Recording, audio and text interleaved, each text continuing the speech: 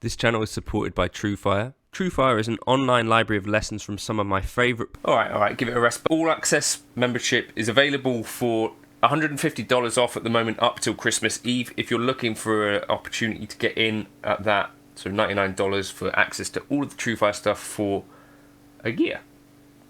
Pretty good deal. Okay, so Rhett did a video about a week or so ago about his new pedal board, and if you've not checked that one out, I'd encourage you to. There's two videos if you're kind of into pedal boards, and I guess that quite a lot of us are into this idea of modeling digital amps and stuff like that. Certainly I am, and yeah, it's a really interesting video, I think, and there's a bit in it where Rhett kind of gives his perspective, and I think this is the reason for calling the video, you know, why I'll never go fully digital. He's talking about basically what inspires him, and he says that if you're playing a show where people have come to see you, you know, like a 200 capacity room, that's his favourite sort of show to play, which, yeah, sounds incredible. And in that scenario, he wants to feel air being moved and, you know, the sound of an amplifier in a room. And I'm totally on board with that. I did want to talk in this video about maybe the cost of this sort of rig a bit. Maybe a little bit of, I don't know quite why people found this annoying in the comments, but also my own perspective and what I think is important about some of this stuff, is if it matters what I think. But yeah, anyway, it's something to talk about, innit?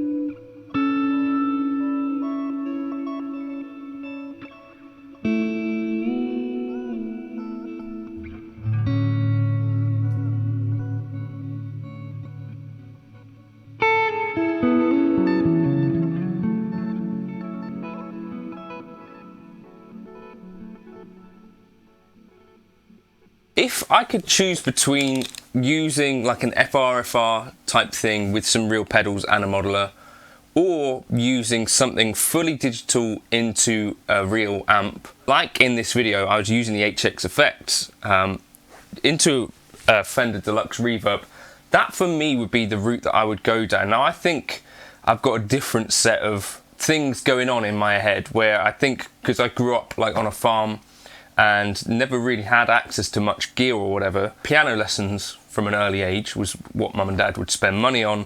And then, you know, eventually I got a guitar, and I quite early on got into modelling stuff, relatively, not pedal boards. I think it was maybe before the pedal board boom had happened, which is kind of lucky for me in terms of cost. So I think always been pretty comfortable with the idea of trying to get stuff done in the digital domain. Now, if you look at Rhett's board, there's actually at least 3 multi-effects on there, and this was something I noticed on Tim Pierce's board as well. So I think it's all being run by an RJM, sorry. Then you've got a chroma console, a mood, so that's 2 multi-effects already, an HX1, that's another one. The Boss RE202, there's a GFI duophony on there. There's a Chase Bliss preamp, at least 3 multi-effects on there. Now, one question I did have over some of this stuff, because I did this video with the Plethora, the TC Electronics, earlier in the week, and Alec Bourne kind of did a video and sort of said, I thought you sounded better than usual on there. I wonder if there is this argument to actually like a cleaner, simpler signal chain that doesn't pass through all of these pedals that are all doing like an ADA conversion. Now, admittedly, almost every pedal on that board has analog drive-through. I think HX1, if it's bypassed, can. I presume the GFI stuff does, but if it didn't, that would be even worse, possibly. The signal is passing through a lot of pretty complex signal chains there, right? So is there any sort of argument that potentially with a multi-effect you might get a cleaner signal chain? Now, that wasn't actually the goal of what Rhett was saying. I think this is purely about kind of inspiration, something that can run on the rails, he says, and also sort of be a creative board, which is something that I actually think he has a point. The fully digital way of doing things with menu diving and stuff actually, I think, doesn't encourage so much in the moment tweaking in some ways. So like if you're on a gig, you know, are you realistically going in and changing stuff? And if you're using things like snapshots to keep things on the rails, then actually when you make a tweak, is that going to save or is it going to discard? There's a real difference, I think, in terms of, you know, like that workflow while you're playing. I don't know if you feel the same way about that. So for me, it really kind of depends on the sort of gig that I'm doing, and I think that would be the case for Rhett as well, because Rhett has gone out on tour around the world with, you know, a Helix and a Power Cab when he was playing with Noah. Different rigs for different gigs is basically the way that I kind of think about it. So if I'm just doing a normal function gig, if I'm going to be ending up playing in ears, often in the sort of gigs that I do, they don't want you to have an amp at all on stage. I don't think that's the sort of gig that Rhett is doing going forward, basically. Certainly, I've had chats with a real pro who basically put together a pedal board with this idea in mind that he was going to be going into a studio, flying to a studio and playing. And then he said they basically said they couldn't afford to fly out that pedal board. So he ended up just taking a quad cortex and a pedal.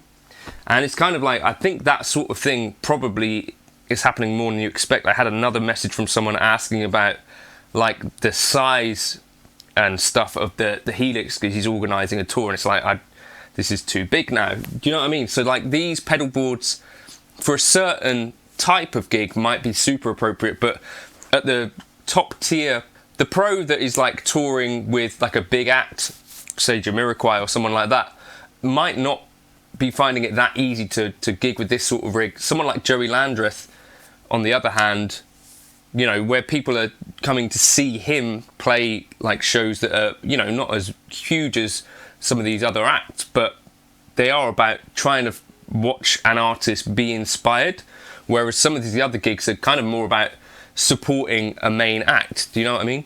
So I think there is something to what Rhett's saying here, for sure. And one thing for me, like a lot of the gigs that I'm doing don't need that much experimentation. I experiment with taking out like a fully different rig, but some of the most inspiring stuff that I've had this year has been just with the Fractal VP4 and a Fender Pro Reverb.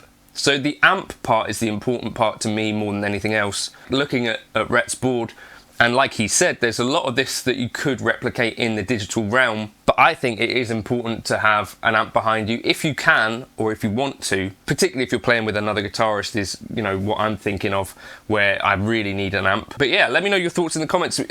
Also, like, there were some people talking about like the cost of making this board, or, you know, that Rhett is flip-flopping or whatever, which I don't really see at all. Like, a lot of these pedals are pedals that he's had for a while. And also in terms of expense on this board, it looks to me not entirely dissimilar from the sort of boards that I see people using quite a lot. You know, like Joey Landreth's board was maybe 2-3 times the cost of this thing.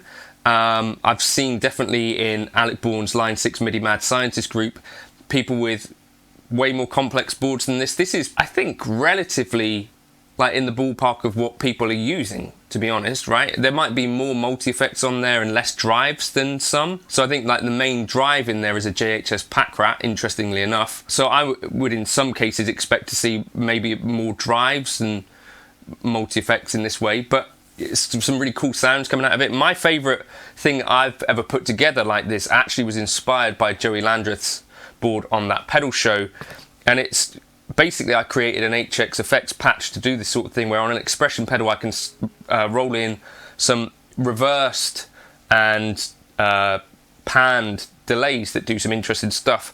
That remains, I think, my most inspiring thing that I've done on a multi-effect, and something that I can't really achieve very easily at all in the analog realm. And for me, I think actually a fully digital pedal board or just a multi-effect worked quite nicely.